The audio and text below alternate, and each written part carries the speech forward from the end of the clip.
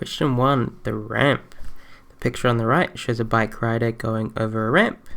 The rider's speed at the top of the ramp is 10 meters per second at an angle of 30 degrees from the ground in the anti-clockwise direction as shown in the diagram. The rider exits the ramp 1.1 meters above the ground. Awesome. So we have a kinematics problem, right? We have a rider on a bike. They are a projectile, if you will, launching themselves across the ramp at a certain speed, and they'll travel a certain distance in a certain time. Question A, show that the vertical velocity of the rider just as they leave the top of the ramp is 5 meters per second. So velocity is a vector. That means it has a magnitude, in this case 10 meters per second, and a direction, in this case 30 degrees from the ground. Magnitude and direction. Now in a kinematics problem such as this, we like to split it up into a vertical and a horizontal component. This just makes the calculations a bit easier. For example, acceleration due to gravity is acting down. So to use that in our kinematics equation, we would like to split it up into the horizontal and the vertical directions. To do so, it just requires a little bit of trigonometry. So I'll just draw our 10 meters per second a little bit bigger here. And that's at an angle of 30 degrees. To split up this resultant vector into its components, we will have a horizontal component going to the right. So I'll call that Vx for velocity in the x direction. And in orange, we have our vertical velocity. I'll denote that as Vy for the vertical velocity. And we are solving for that, for Vy. So looking at this right angle triangle, from the angle, we're looking for the opposite, and we have the hypotenuse. Looking for the opposite, and we have the hypotenuse. So recall SOHCAHTOA. Looking for the opposite, have hypotenuse, we'll use sine of the angle. So, just writing that out. Sine of the angle, 30 degrees, equals opposite, Vy, over hypotenuse, 10. And we are solving for Vy, so I will multiply both sides by 10. So bringing the 10 out of the denominator into the numerator gives us Vy equals 10 sine 30 degrees. Awesome. Now we can compute that on our calculator. So we will go run math. 10 sine, so just above the right bracket, 30 degrees should give us 5 meters per second. Whoa, what is that? That does not look like 5 meters per second. So what happened here is when you sit an assessment, you need to reset your calculator. So if we hit shift setup, so shift menu, we see that my angle is in radians. However, in this problem, I used degrees. So I'm going to do that. So just shift menu gives us setup. We go down to angle and we switch that to degrees, F1. Now we can exit and try that again. So I just hit execute and it did it again and gave me 5, but let's just clear that all. So 10 sine 30 degrees indeed gives us 5 equals 5 meters per second. Awesome. And just a reminder on our vector diagram, that is Vy, 5 meters per second. That's the initial vertical velocity. Alright, if we get that far, that is an achieved for that question. Well done. While we're here, we might as well calculate the horizontal velocity, because we might need that later. So just sort of as a side note, Vx, pause this video, work it out yourself. Alright, we're looking for adjacent. We have hypotenuse, so we'll use cosine 30 degrees. On our calculator, 10 cos 30, 8.66 meters per second. Awesome. So just a reminder, we didn't need to work that green line out, the horizontal velocity, but we might as well since we're here. Awesome. Let's move on. Calculate the maximum height that the rider will reach above the ground. Okay. So as this rider leaves the ramp, they'll follow a parabolic path, and there will be a point, right, the turning point or the max point of that path, where they'll be at the maximum height. So in order to solve this problem, we need to use our kinematics equations. So let's start by identifying what we know. So initially, what is their speed? Initially their speed. Well, do we want horizontal or vertical speed? If we're looking for height, that would be in the vertical direction. So for this problem, we will identify what we know in the vertical direction. So our initial velocity in the vertical direction we know is 5 meters per second. Awesome. What else do we know? Do we know its vertical acceleration? Acceleration due to gravity. So if velocity is up and is positive, acceleration is acting down, so we will make that negative 9.81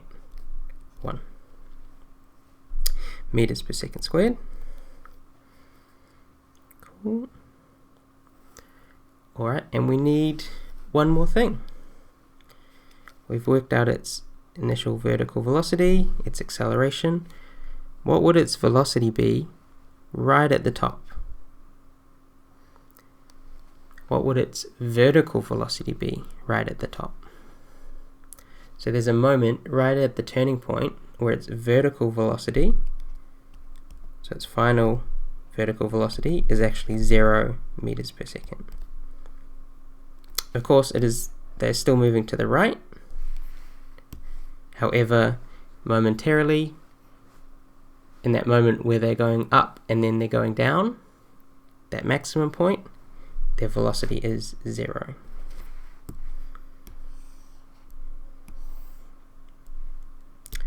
Cool. So just to recap that, this problem we're looking for the maximum height that they reached, which would be a displacement, so d. We've worked out the initial velocity and the final velocity and the acceleration, all in the vertical direction.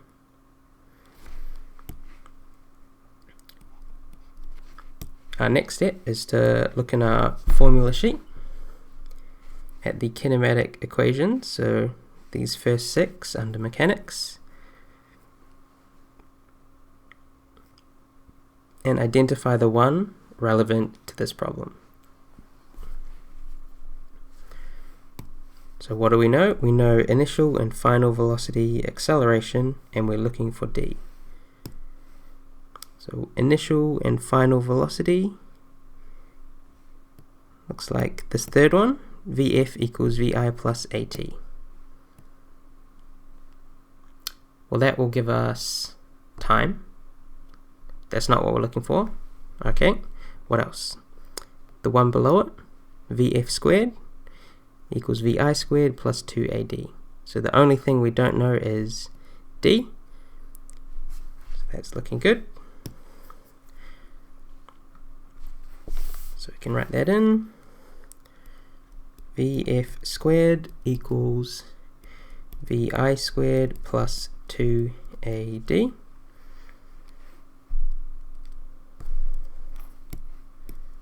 Awesome.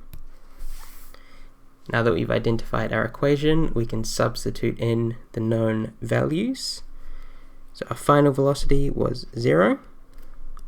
Our initial velocity was 5, plus 2 times acceleration, being careful that that's negative 9.81, times distance, that's what we're looking for.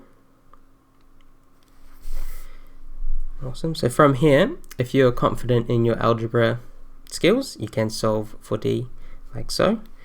So 0 squared is 0, 5 squared is 25, 2 times negative 9.81, let's just double check, negative 9.81, execute, negative 19.62, D. I will add 19.62D on both sides, equals 25.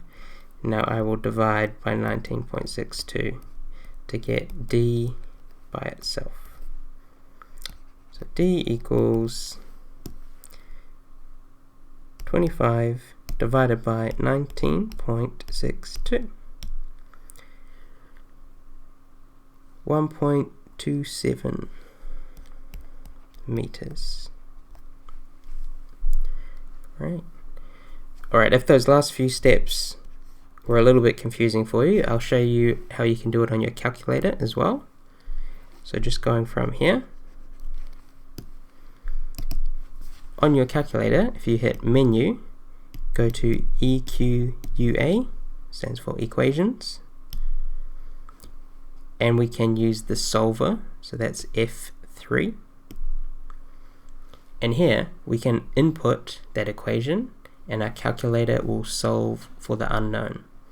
So I will put 0 squared equals is right next to 0, see the dot, it's shift dot,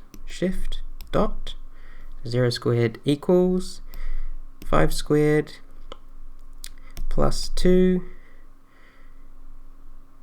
times negative 9.81 times x. On my calculator, I think I need the times in between there. On yours, if it's a newer model, you might not, but I'll just be safe. So all I did was put a times between the two, the bracket and D. Execute. Now, all as we do is hit solve. X equals 1.27. Exactly what we got. Oh. Awesome, so that's a way you could check on your calculator. Alright, so you can use your calculator there. Awesome, have we answered the question? Calculate the maximum height the rider will reach above the ground. So we actually just worked out the height from the top of the ramp to the maximum height. So for our final answer, we will need to add 1.1 meters. So therefore, max height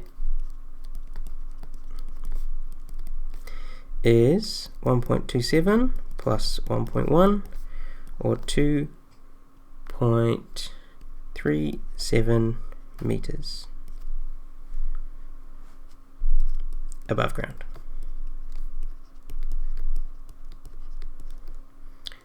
Awesome, and if we got that far, that is merit. Well done. If you happen to forget adding the 1.1, and you just got to here, that will still get you an achieved mark. Cool. So that was a bit of a long question, so let's just recap that one. Our first step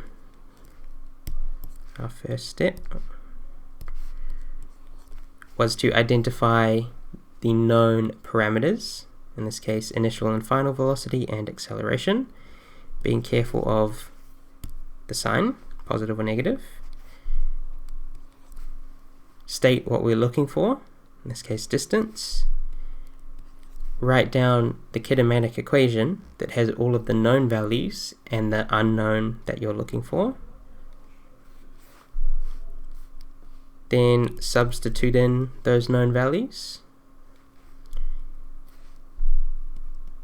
Solve for the unknown. And then finally in this problem, we just answered it in context by adding 1.1.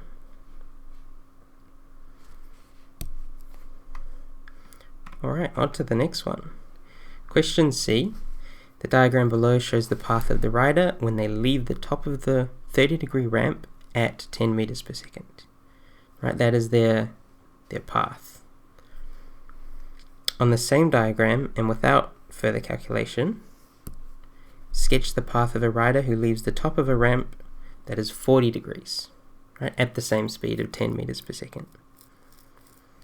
Assume the ramps are in the same place. Cool. So we have some options. So we know they're going to start there. Are they going to go higher and further? Higher and closer? Are they going to go lower? Where's it going to go? Well, 40 degrees is at a steeper angle than 30 degrees. So we know that it will have to start above this black line, right? Because it's at a higher angle. But the question now is, will this cyclist, I don't know if they're a cyclist, I guess mountain biker, excuse me, will they land further or shorter than the 30-degree one? So if you're throwing a ball, so in sports, what is the optimal angle to throw it at to get it as far as possible? Would it be 90 degrees? Straight up? 0 degrees? Perfectly horizontal? 45 degrees? Or somewhere in the middle of those? So if we ignore air resistance, the optimal angle is at 45 degrees in order to get the furthest. In this problem, it's at 40 degrees, which is closer to 45 degrees than 30, so they will land further to the right. If it was at 45 degrees, they would land even further to the right. Cool. So this is actually a merit question. The key aspects were that it's parabolic, right? It's got this gentle curve, that it is higher, that it is further to the right, that the peak is further to the right, and it starts at the same position. So a few points in there. If you didn't quite get all of them, that could still be achieved. Yeah, but I think the key takeaway from this is the closer to 45 degrees you launch a projectile, the further it will go. Ignoring air resistance, of course. Alright, finally the last question, well I guess last two questions. Question D. For a rider leaving the top of a 30-degree ramp at 10 meters per second, so that's back to this problem up here. Calculate the vertical speed of the rider when they land on the ground. Okay, vertical speed when they land on the ground. Let me just scroll up. So, at their starting position, as they exit the ramp, we worked out their vertical speed, right? Their initial vertical speed. We also know their acceleration due to gravity. But what else do we know? We're looking for their final speed. So what's left is time and distance. Do we know the time it takes for them to hit the ground? No.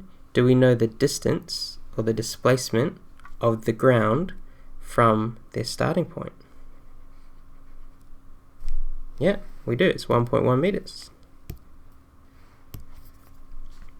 So let's list out what we know.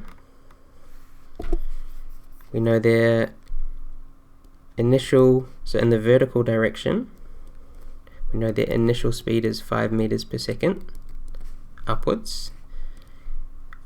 We know acceleration is 9.81 meters per second squared downwards, right? Hence the negative sign. We don't know their final velocity. That's what we're looking for. We don't know their time to hit the ground, but we do know the distance was 1.1 meters. So just like before, we have 3 known parameters and we're looking for 1 unknown. So we'll check our kinematic equations. We are solving for final velocity.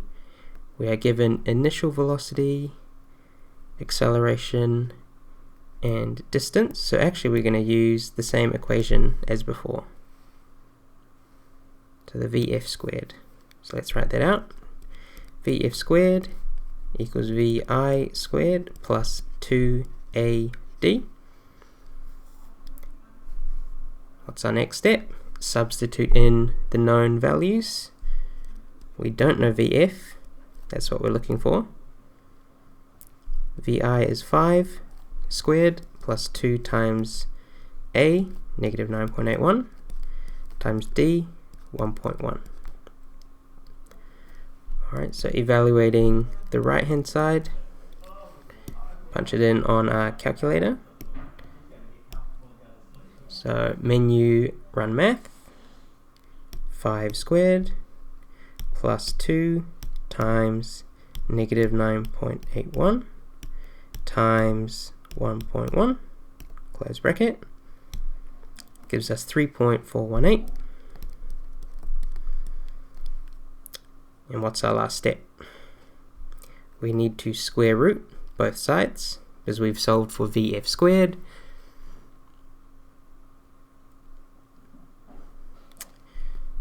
So VF will equal square root of 3.418.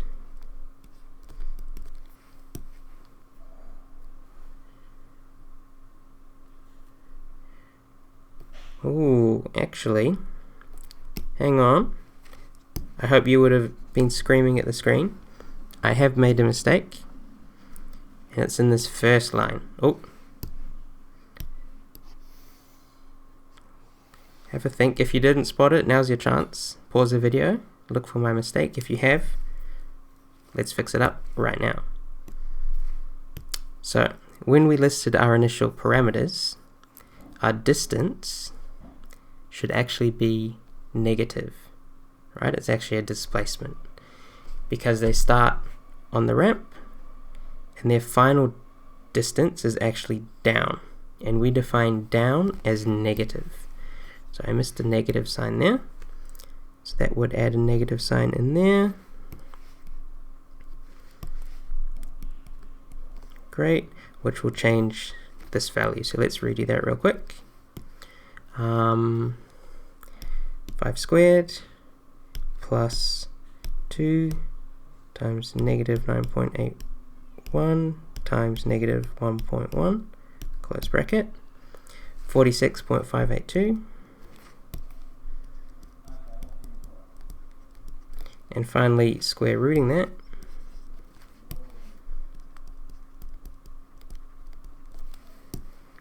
So shift square root, shift answer, gives 6.82 meters per second.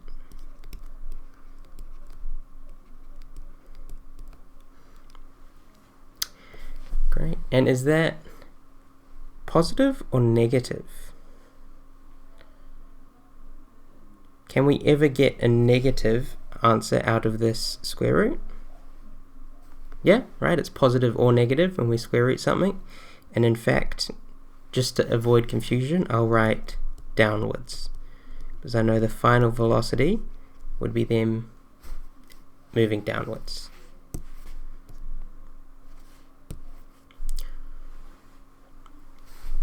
Cool.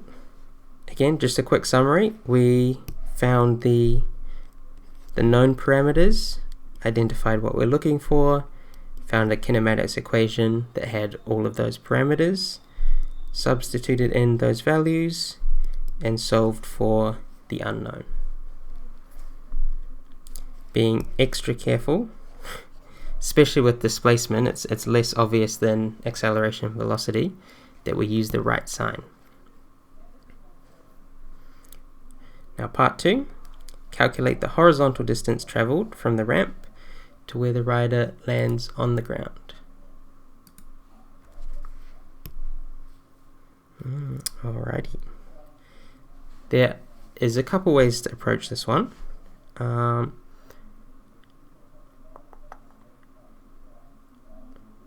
show you both, why not? So I'll show you the way that most students approach it, and then I'll show you how I would approach it and how I would use my calculator to make things a bit easier for me. So horizontal distance. So this one's a little bit tricky because they start off the ground, right? So it's not symmetrical about the maximum point. So what we could work out first is how long it takes for them to land on the ground, and then we can use that and their horizontal speed to work out the horizontal distance. So let's put that into writing. So in the horizontal direction, where that is positive, what do we know? We know their initial velocity. Right, remember we actually worked that out in the first question, Vx. So that's 8.66.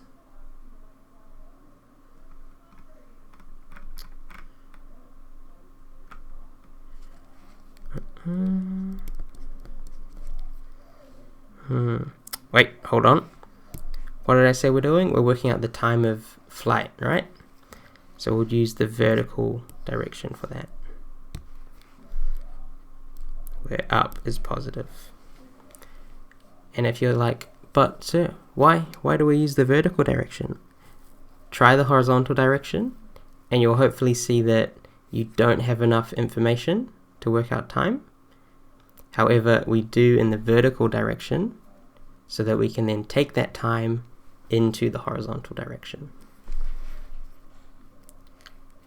So our vertical direction, we know the initial velocity, we know acceleration, what else do we know? Distance. Yep, we do know distance, or we even know the final vertical velocity from the last question, but let's go distance minus 1.1. Not forgetting our mistake from the last question, and we are looking for time. Now we find the kinematics equation with initial velocity, acceleration, distance, and time.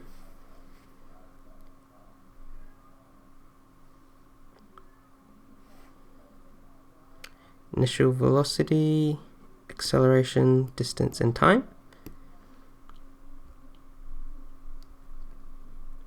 Alright, so that is, this quadratic, so distance equals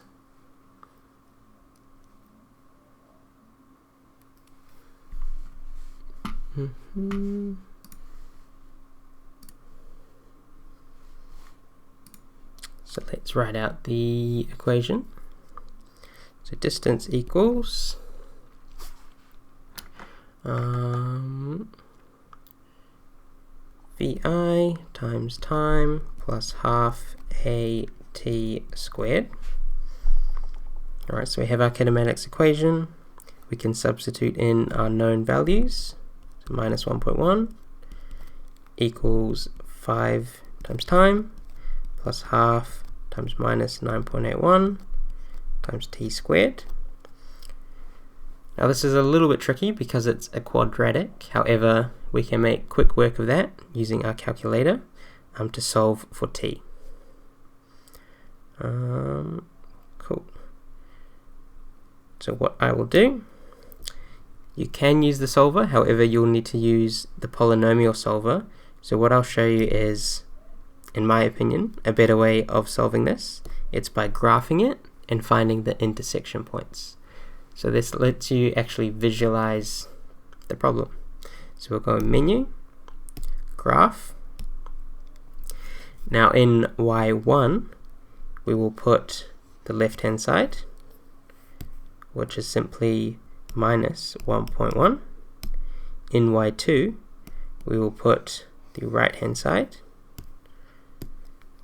which is 5, and then we have an unknown, so I'll just use x plus half, or 0.5, times negative 9.81 times x squared.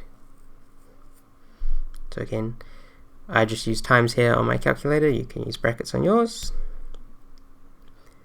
Now we can hit draw, F6, and you'll see we have our negative parabola. So that's the right hand side, and we have a horizontal line at minus 1.1.